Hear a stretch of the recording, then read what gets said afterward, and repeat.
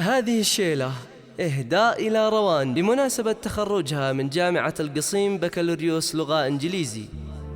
بعد التعب بعد التفاني والسهر تخرجت بنت المناعير الحشام. مبروك يا روان يا كل الفخر، جبت الشهادة والشهادة لك وسام.